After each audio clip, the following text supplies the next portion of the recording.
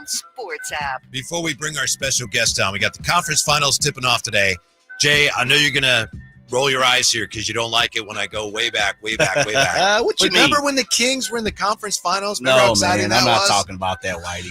I'm not talking about that. But it was exciting. Time to move on. I'm not looking back and like, oh, right. I'm just remembering it was so awesome. Man, that was back in elementary days, man. It was a long time ago, I know. Now, yeah. Yeah. We got to get that up.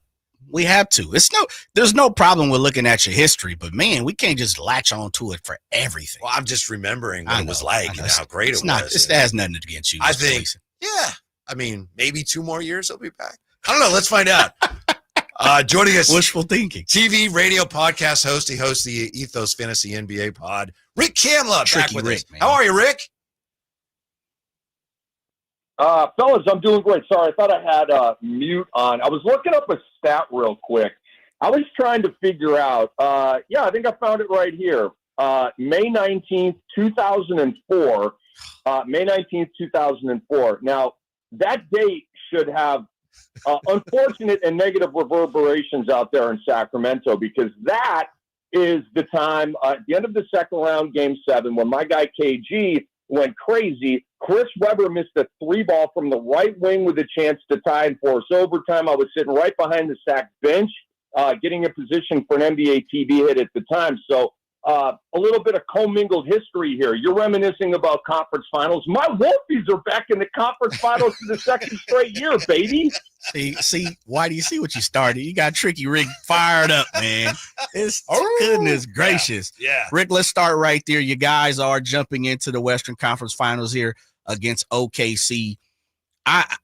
We know what Ant's bringing to the table. I think we know what Naz Reid is probably going to bring to the table. I think we even know what Mike Conley's bringing to the table, and you might even want to throw in Rudy Gobert. For me, it's Julius Randle. What's your thoughts on who is going to have to be that X factor here for Minnesota? For me, Rudy Gobert is the X factor for Minnesota. Does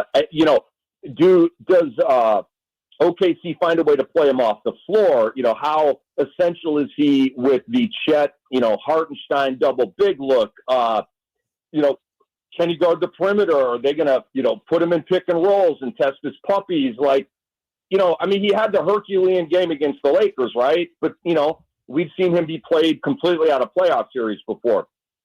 I know that Naz Reid's a good matchup for OKC. So that also kind of leads to the Gobert X factor thing. Jay, I want to go back to something that you said. That's my oven. Don't worry, my house isn't burning down. What you cooking, man? What you cooking? What are we having? Some chicken wings, actually, and I'm psyched to eat them, dude. Okay. Does anybody eat pizza rolls anymore? Remember Totino pizza rolls, Jay? Those are awesome. Nobody has those anymore.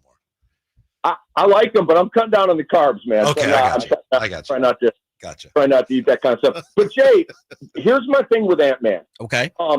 And I respect your opinion, man. We go way back.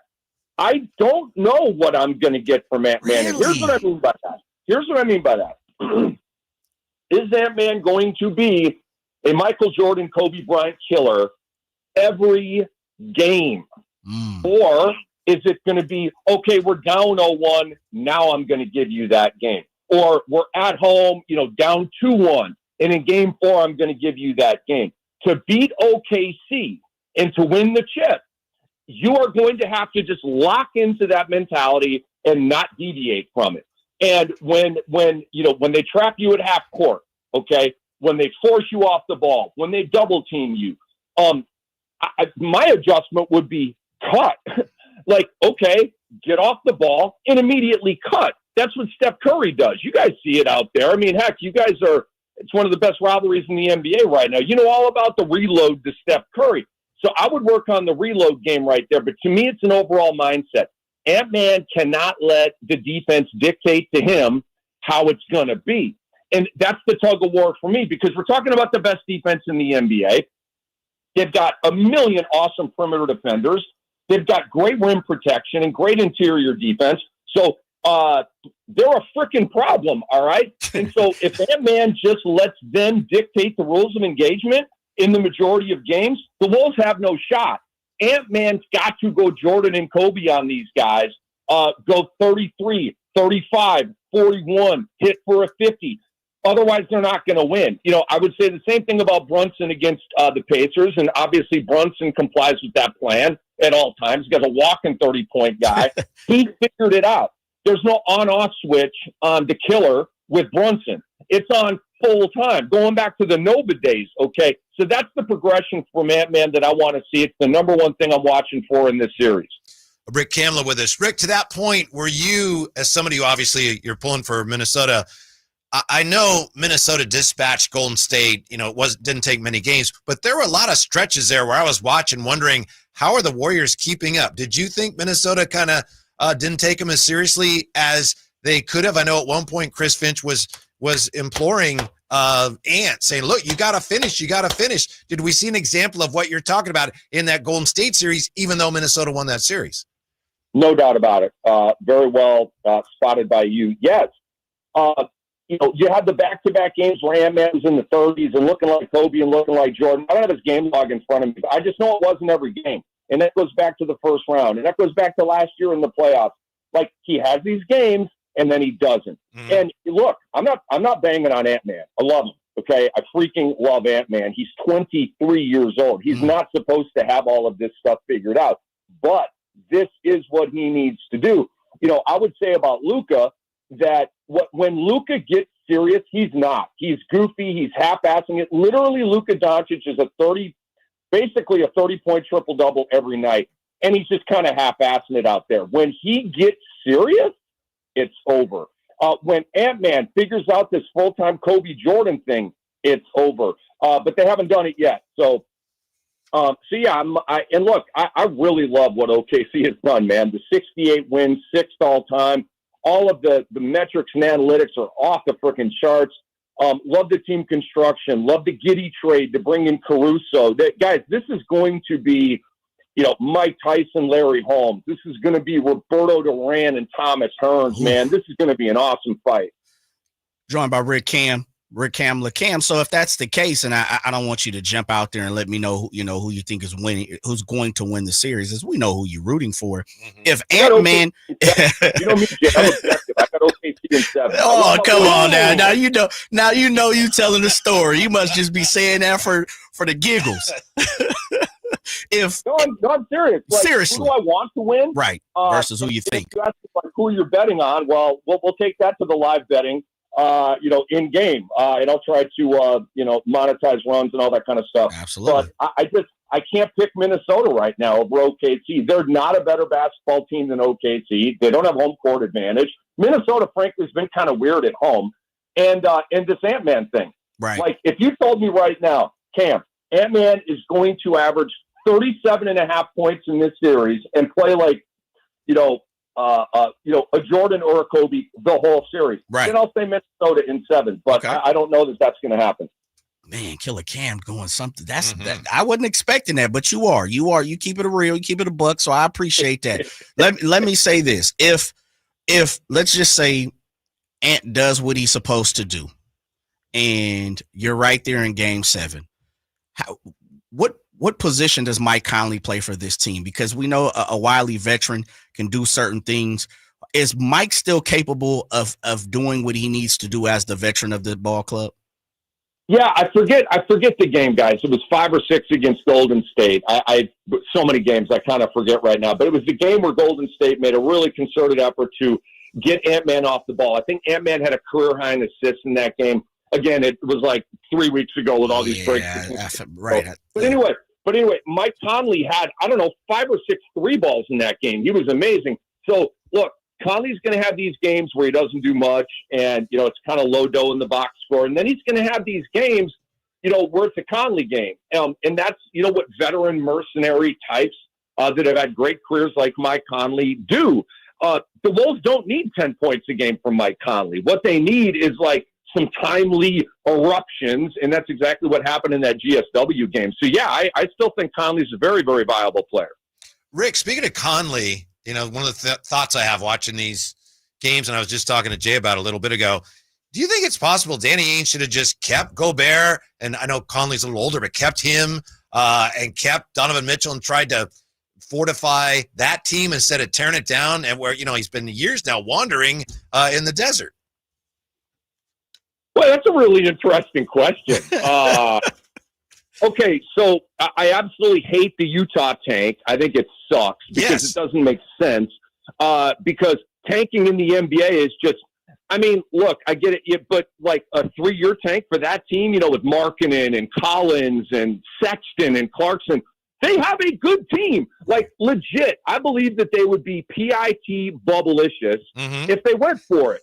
And then make a move. Go get aggressive. Like, add dudes, right? And then you can be good in Utah again. So I hate the tank. I'm so glad that they didn't get Cooper flagged and get rewarded for that bull crap. The whole Dallas thing, I mean, you want to talk about a frozen envelope, hello. But I do like it. I mean, give me a break right there. You can't sell me a coincidence on that one. Come on, Cam, don't do it now. You know you're a wily veteran in the NBA circles, man. Be careful.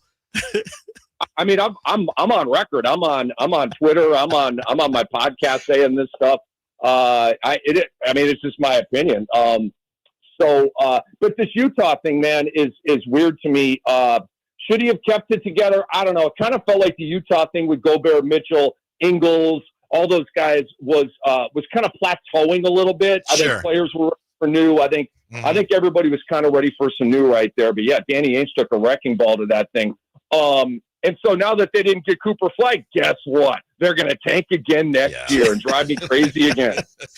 Joined by Rick Kamla, Killer Cam. Cam, one of the things I want to ask you, because one of your old stomping grounds is Atlanta, of course, man, Trae Young is just always in the news. He is steadily in the news in the form of this is the year they finally trade Trae Young. This is the year the Hawks finally move off of Trae Young. Someone who's been down there, someone who had a daily show in Atlanta and had these conversations. What is Trae Young missing? What is the problem down there in Atlanta, and why does it seem like the Hawks always want to move on Trae Young? Right, but they haven't yet. Right. That's a really loaded question. What is Trae missing? Trae is who he is. Okay, he's not going to get stronger. He's not going to grow, and he's not going to become, a better defender than he is right now. None of that's going to happen. What he is one of the most historical 2010 point guards of all time. He is going to finish with a point total and an assist total. When his career is over, we're going to say, oh my God, okay, first ballot Hall of Famer, all of that stuff is happening. There's a couple reasons they can't trade him. First of all, like, he's Trae Young. You're really going to have to load up to go get him. And do teams around the league want to do that? Do they want to give up 5 first-round picks and all kinds of players? Because that's what it would take. Trae Young does not have a good reputation around the NBA. All right, this is why he doesn't make all-star teams. Lloyd Pierce lost his job. Nate McMillan lost his job. I'm not going to play the CK card on you right now and spell that out. Jay, to your point, I don't know. I mean, there's all kinds of reporting about rifts between Trae and those coaches, and I'll just leave it at that. But guess what? Coaches talk. It is one of the most hardcore fraternities that we have in all of sports is NBA head coaches. They have their own association, okay?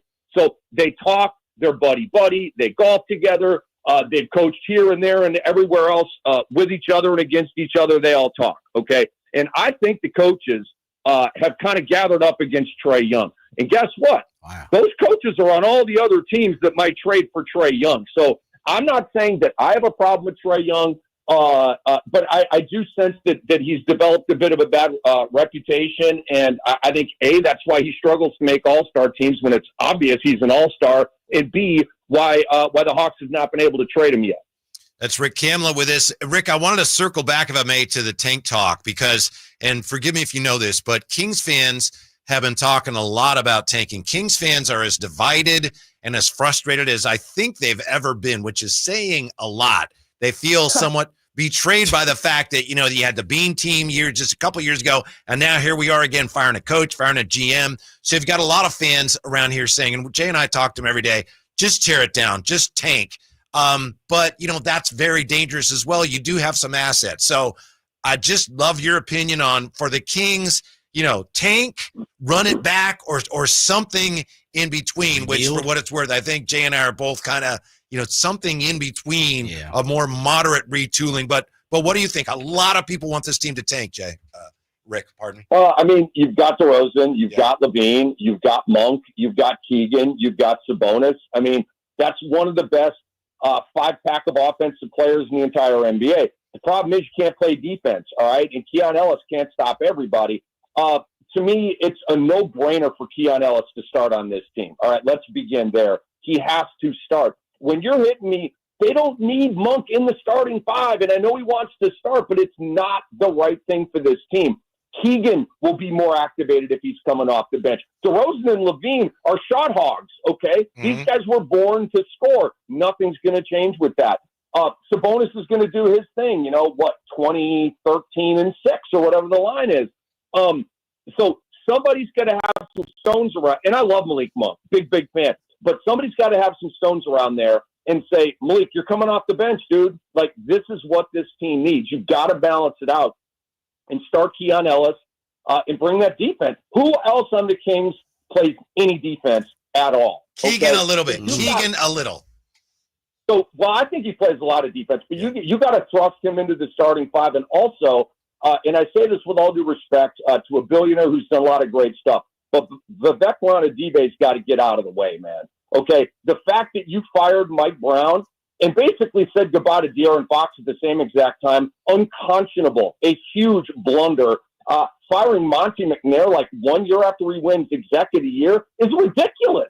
It's absolutely ridiculous. So to me, a little patience, breathe, exhale, relax, let it grow. Okay, but you've got a governor who is meddling and he's impatient. And here you go. SAC is back to being SAC. You're back to being a dysfunctional organization. You guys exited that lane for a minute, and now you're right back in it, and that stinks.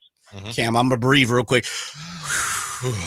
Let it out, man. Yeah. Let it out. Just like I'm going to get a physical. Put that stethoscope on the back of my back. Cam, don't give Ramsey any ideas. You've been entrenched in the NBA circles for a long time, and I trust and appreciate what your opinion and your thought. With that being said, Scott Perry, somebody who's brand new, so to say, minus the 3 months that he spent here prior, 2017. What's your thoughts? What's the talk around NBA circles on Scott Perry relationship, a veteran of the NBA? What's your take on him? Yeah, well, I can't speak to, why and how he got the SAC job. I just don't know. I go, I'm not like boys with Scott, but I go back, 20 years with him. I've been knowing him, seeing him at summer leagues and this and that. And great guy. Like, nice as can be, super smart. Seems like everybody loves him. I mean, he gets a lot, just kind of hanging around him. Like, people light up when they see him and stuff like that. He's just one of those kind of guys. He's a really outgoing, gift of gab, charming dude. Okay, so I like him a lot. I'm happy he's got, a big-time job again because, the New York thing, I don't know, maybe that was a little layover for him until he got a bigger job. I don't know. But I'm happy for Scott, certainly. I think he's a great guy. I think he'll do a fantastic job. But again, people need to get out of people's way. Mm-hmm. Guys, let's go back to Dallas in 2011. Mark Cuban was in the way of his team. Mark Cuban got out of the way of his team. Boom, they won a chip. It's no coincidence. And Glenn Taylor, okay, so I boycotted the Timberwolves for a long time, guys. Glenn Taylor drove me crazy. I couldn't do it anymore. I had to boycott the team. Passing on Curry twice, the Joe Smith death sentence. I'm like, I'm out. This guy's a horrible owner. Guess what? He's not the owner anymore, man. So now the Wolves actually finally have a chance to do this thing. Overbearing and mistake-prone ownership, it all trickles down, guys. By the way, we have this in the chat here. Dividing Zero says, "Who is this guest, fam? He is fire. Like right. him. It's Rick Kamla. My boy, Killer Cam. Rick Kamla been doing it for a while. Mm-hmm. Rick, let me ask you about this. We're gonna have a new champ, as you well know, in the NBA for the 7th straight season. Good or bad for the league? Oh, I think it's great. And I know that we have the historical model of the Bulls and the Stern era, and it drove ratings. And, you had the boogeyman that everybody was trying to, avoid or kill or whatever. And that's not bad either. But, guys, when Golden State had Kevin Durant and they broke the league, it was boring. We knew they were going to win it. It was like, all right, who's going to the finals to lose to Golden State? And they would have beaten Toronto, but you had Clay and Durant. blowing tires in that series, right? So I would much rather have it like this where it's wide open. Think about it, guys. We have a Toronto chip. I never thought I'd see Toronto win a chip, ever, okay? We have a Denver chip, first time ever. We got a Milwaukee chip for the first time in 50 years. You know, Minnesota may win their first. OKC may win their first. New York's looking for their first in, 50 years or something like that. And then you have Indiana. They've never won an NBA championship. So any way you slice it, it's going to be incredible for any four of these teams to win this championship. I like all four teams, and so I just can't wait to see what happens. Cam, real fast before we let you go, we'd be remiss if we didn't jump to the other side, the Eastern Conference, where you reside. As much as you love the Minnesota Timberwolves, what's your take on the Eastern Conference? What you're looking at? Who you think comes out of that side? We got 2 7-gamers here, fellas. I really think that, and I'm not selling. It's how I see both series. They're evenly matched. They're 4 badass teams, and Indiana and New York is going to be a war. It's going long. There's going to be a Game 7 at Madison Square Garden, and this time I don't think the Knicks are going to lose because last time it was an act of God by Indiana. They shot with 65% or whatever it was, like the highest percentage ever in a Game 7, all this kind of stuff. And Brunson broke his hand in that game, by the way. So none of that stuff's happening again. I can't bet against my boy Brunson, my favorite player in the entire NBA. And so I got Knicks in 7. Rick, thanks for your time, and you're a big hit here. Jeff M in the chat. And Jeff M, he doesn't like anything, right, Jay? Nah, he doesn't like anything. Curmudgeon, man. Yeah, he says, have this dude on weekly, most honest guest I've heard in a while. Ooh. So we appreciate your time very much. And listen, we're sorry we kept you from your wings. Oh, it's all good. They needed to cool down a little bit anyway. Now Cam, can I ask, man, are them things tossed and are they tossed in any type of different sauce, or are you just going all butt naked? They organic? It's just something from the freezer that I threw in the oven, man. There's really going on. There's nothing sexy going on. It's just a food for the boy. Okay. Thanks, Rick. We appreciate it. Much love, Cam. All right, dude. Take it easy.